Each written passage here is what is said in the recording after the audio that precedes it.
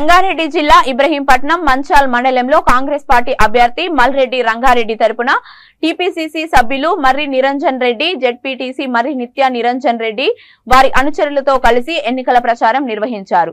ప్రచారంలో భాగంగా వారు మండలంలోని యువకులను ఉత్తేజపరుస్తూ ప్రజలకు కాంగ్రెస్ పార్టీ ఏం చేసిందో, అధికారంలోకి రాగానే ఏం చేస్తుందో వివరించారు. మల్రెడ్డి రంగారెడ్డి గెలుపు అందరూ కృషి చేయాలని కోరారు. ఈ కార్యక్రమంలో పలు గ్రామాల సర్పంచులు, ఎంపీటీసీలు, మాజీ ప్రజాప్రతినిధులు, వార్డు సభ్యులు, యువ నాయకులు, మహిళలు, ప్రజలు భారీ సంఖ్యలో పాల్గొన్నారు.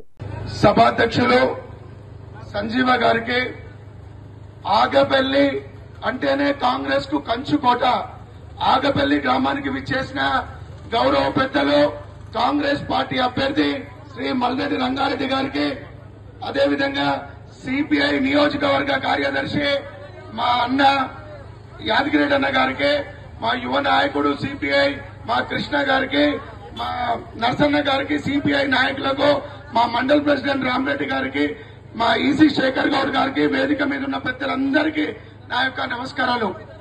అనేకమైన మోసపూరితమైన వాగ్దానాలు చేసి ముఖ్యంగా మా మహిళల్ని, యువకుల్ని ఈ యొక్క టీఆర్ఎస్ ప్రభుత్వము అపార నష్టం చేసిందని సందర్భంగా తెలియజేస్తున్నా.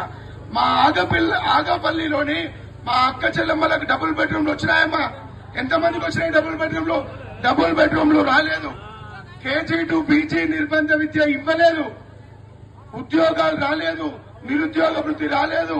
మన యాదవ సోదరులు చాలా మంది ఉంటారు ఆగపల్లిలో. 32,000 రూపాయలు 6 సంవత్సరాల కింద కడితే ఇప్పటి వరకు గొర్రెలు ఇచ్చినా గొర్రెలు ఇయ్యలేదు. నిజంగా అనేక సంపన్న వర్గాలని మన ఆగపల్లిలో బాగా కష్టం చేసే రైతాంగం ఉంది. 1 ఎకరానికి కూడా సాగునీరు ఇవ్వలేదు. అంతర్జాతీయ ప్రమాణాలతోని స్కూల్స్ రాలేదు. వీళ్ళు చెప్పిన ఏ ఒక్క మాయ మాటలు కానీ ఏదొక్కటి కూడా రాలేదు. కాబట్టి మీరందరూ బుద్ధి చెప్పవలసిన అవసరం ఉన్నది. ఈసారి బుద్ధి చెప్పకుంటే ఇక మనకు రాకపోగా మన ఉన్నాయని దోసుకునే ప్రయత్నం చేస్తారు. కాబట్టి మా అక్కా చెల్లెండ్లు, మా గ్రామ పెద్దలు, కాంగ్రెస్ నాయకులు అందరూ కూడా మీరు ఇంటింటికెళ్లి ఈ 10 సంవత్సరాల్లో మనకు జరిగిన మోసాన్ని వివరించి కాంగ్రెస్ పార్టీని అపారమైన మెజారిటీతో గెలిపించాలని మిమ్మల్ని అందరినీ కోరుకుంటున్నాను. ముఖ్యంగా ఈరోజు మా సిపిఐ నాయకులు, ప్రజా పోరాటంలో ముందుండే వాళ్ళు, ప్రశ్నించే గొంతుకలైన మా సిపిఐ నాయకులు మాకు సంపూర్ణంగా మద్దతు పలకడం మేము అభినందిస్తున్నాం. మీరు కూడా మీ సలహాలు, సూచనలు ఇచ్చి ఘన విజయం సాధించడానికి తోడ్పడాలని కోరుకుంటున్నాం.